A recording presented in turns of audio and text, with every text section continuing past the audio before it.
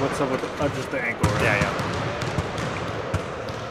Would you categorize all of them as questionable, probable? I would say Sean is probable because he didn't have an injury. He's just sick, and that's been going around. But I imagine he'll play, and then I would say Andre and Omri are questionable. Sorry to clarify. Did Andre do any work today? No. Okay.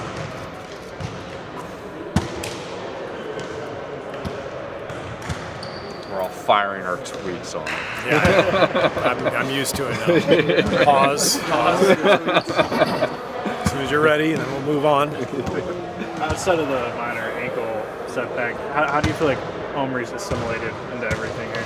Omri's been great. He fits into exactly what we do. He's a cutter. He's a spacer. He sees the game as it unfolds, and he's gonna be really good for us. Based off everything that went on with him last year, kind of bouncing between teams, did you feel like this summer his market value was a little bit below his actual ability level? Well, we didn't think we could get him for minimum, I can tell you that. So yeah, and it was a weird summer anyway with the money, from last summer to this summer. Like, it just made 0 sense in terms of how much guys were getting paid and who was getting paid. And so this was a tough summer for a lot of players. And Omri was one of them. But I think he was ready for some stability and to play on a really good team. And he's bounced around a lot. He's been a good player in this league. He's been a starter. He understands his playing time will be limited here based on circumstance, but when he gets a chance, he'll be really good. Steve, now that you had the full preseason, is there more clarity of how you want to use the end of the bench rotation, or how do you kind of see that looking into the opener? There's a little more clarity. To be honest, I'm comfortable putting any one of the 15 guys on the floor at any time. Like I could see Damian Jones starting a game if JaVale or Zaza were injured. Like I'd have no problem starting Damian. Jordan Bell's had a great camp. Looney's had a fantastic camp. It's a bummer because timing is everything in this league. But his first 2 years, he's basically out. Hip surgeries, all that, and he got himself in great shape. Had a fantastic camp. He was probably the best player in the scrimmage today, or in the practice today, in terms of his overall effort and how he played. He was great. And yet, you've got like 5 guys, ahead of him in the center spot. So, but I'm comfortable putting any one of those guys out there in the game. But usually, you can only play 10, maybe 11. So we'll see what happens. With you being comfortable with all those different options, like what are kind of the different variables they weigh game to game as far as deciding, this guy will get more as opposed to another? Well, I mean, you want to do the math. It's pretty easy, right? David West is going to play in his spot. Andre and Sean are, 2 of the most important players on our team. They're going to play. I suppose the spot that is sort of open is the backup 2. Patrick and Nick both deserve to play. We may not be able to get both of them out there. So that'll just vary on, depending on what happens during the season. I could see playing JB or Looney in certain matchups, and we'll play it by ear. But JaVale was huge for us last year. Zaza's our starter. I mean, he's great. We need him, his toughness and his intelligence. I don't know how to play 14 guys, so it's going to be tough. Did you today begin working on Houston, or is that something you do tomorrow? A little bit. We did some defensive drills that were focused on how Houston plays. Tomorrow we'll put more of their stuff in and try to focus in. It's kind of one of the rare times where you actually get a few days to work on a team if you want. But given our abbreviated training camp, we have to work on us more than we have to work on them. We just have had very little practice time. So today was a good day of practice. We had a good run. I know you've been comfortable playing pretty much all your guys since you've been here, but is this the most comfortable you think you've ever been in terms of the end of the bench? Yeah, this is the deepest. I thought 2 years ago also we were really, really deep. playing, whether it was Spates or Barbosa or anybody we went to had been a real contributor in the league, and this reminds me of 2 years ago where we're just really deep with a lot of guys on the bench who have been starters in their career. Steve, what now that you've been here for a couple of years, what impact would you say, if any, that the fans have on the product? Well, I've felt for 20 years like this was the best home court advantage in the league. I mean, it was right up there. Anyway, when the team, even when the team wasn't doing great, you always had certain places you went where it just kind of blew you away, the energy. Utah has generally been that way, but there's a few spots where you go, wow. Toronto is another one. Warriors, I mean, Oracle has always been energetic and loud, but now that the team is doing so well, it's taken on an even more dramatic dynamic, and so our fans are amazing, and the atmosphere in Oracle is just so much fun. But do you think they actually make an impact on the product on the court, like in times when guys' energy is dipping or anything to remind them? Yeah, no question. Home court matters, and ours is a major factor. And on nights when maybe we don't have it going, they're still loud and enthusiastic, and that helps us get moving. Took this obviously the story written pretty recently about the board that you had. The almonds and the... Baxter loves to write about food. But the way that you wanted to utilize the play, he did. Obviously, he's always been a guy that's come off screens. He was posting up a ton the year before that, kind of used in different spots. And now, I think when you look at the numbers, he comes off screens by himself more than the entire team for the season.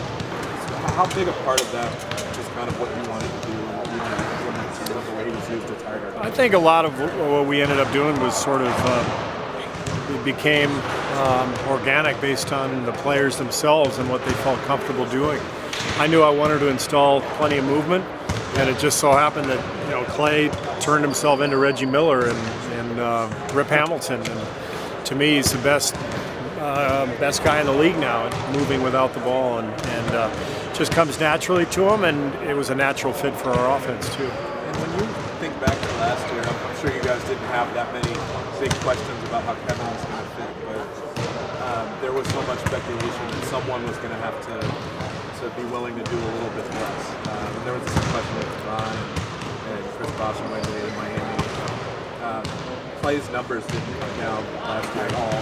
The shots really didn't come down significantly at all. Did you kind of expect that, or was it just kind of a hope that nobody would have to kind of take a step? I didn't expect Clay's shots to come down because when Clay gets the ball, he shoots. So he doesn't stop and think much, and we don't want him thinking too much. If he's open, we want him shooting. He's an incredible shooter. I thought that Steph and KD sacrificed some. Steph went from 30 a game to 25, I think. So Steph made some sacrifices, particularly early on. KD also made some. He was used to much higher usage rate. And I think the key to this whole thing, since KD arrived, is that those two guys were willing to accept playing off the ball a lot more than they were used to. In Steph's case, he was used to doing it somewhat because the way we play. In KD's case, it was a pretty dramatic change from what he did in Oklahoma City. And so I thought the first couple months of the season last year we spent trying to get comfortable and trying to figure out the ball distribution, and eventually we got it, but it only works because number one, those guys play well without the ball. They're good cutters, they see the game. Number two, they're just high character people who are more interested in being part of a championship team than having the ball in their hands all the time. Steve, when you look at Kevin's training camp, where did you see the fact that obviously this is his second go round, much familiarity? Where did you see that going into play with just his performance and just overall mindset with everything? I just saw it from day one. He just looked so relaxed and confident. And last year he was kind of trying to decipher what we were doing, and this year he just did it. And there's a comfort level that exists now that allows him to just go out and play without thinking. I know this is something that's been part of his game like his whole career, but just his versatility is with himself in the post and also attacking the basket. How do you see him kind of approach both facets of those games? He just plays, you know. He senses when he needs to attack, and he senses when Steph has it going or Clay, and he becomes more of a passer. Anytime he's open for a shot, we want him shooting. He knows that. So again, we have basketball players. We got guys who understand that there's 5 people involved, and that all 5 have a major impact on every possession, whether they have the ball or not. A cut here, a screen there. Those are all the things that Kevin has really grown comfortable with, and he's good at them. How much more do you feel like that opens up your offense if you guys do move so well without the ball, that guys like Steph are willing to screen away from the ball with all the other stuff that teams have to worry about because of all the shooting that's on Our off-ball movement and our guys' ability to simply catch and shoot is really what makes this whole thing work. You know, a lot of players are more comfortable putting the ball on the floor, taking 3 or 4 dribbles. As soon as you do that, the game stops. And you do need guys who can do that. And Steph's going to do it, and KD's going to do it during the course of the game. But I just believe, you know, having catch and shoot players allows the flow and the freedom of the offense to really take hold. And we're lucky. We've got, you know, the guys who are capable of catching and holding. They understand when to do it. You know, end of the shot clock, end of the game, great. But the meat of the game, our game never stops because those guys don't stop and start pounding the ball. They move it on, they pass, they cut, and that's where the flow comes from. Excited to see the rings? Yeah. I heard they're going to be really small this year. They've decided to go back to like the 70s and like, tailor back. It's getting a little obnoxious before. You ever going to do just like a photo shoot Phil Jackson style? With, like, I think I should, right? Do you think I get 10 should. to do that? I don't know. Is there a rule? I'll figure it out. But yeah, maybe I'll do that one day. What's your favorite ring? I don't have a favorite ring. They're all special. They really, and I'm not just saying that because I'm afraid of offending anybody. I've never worn my rings. I wore them one time. I went to a Halloween party.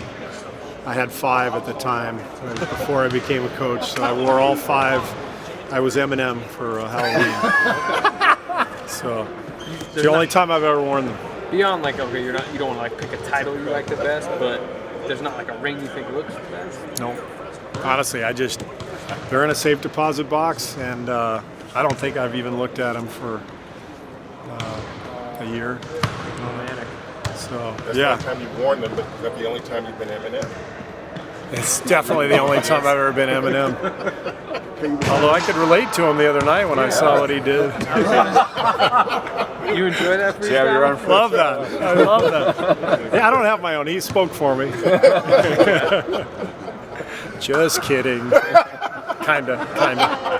Are there photos of this costume? Oh, there is. Yeah, you can. If you look up on the internet, you can find somebody like I told the story.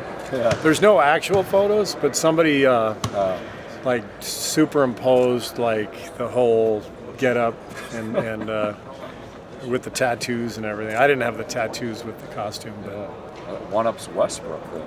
I saw that. That was great. He and Nick Collison. That was tremendous. I love that. All right, we good? Good times. All right, guys.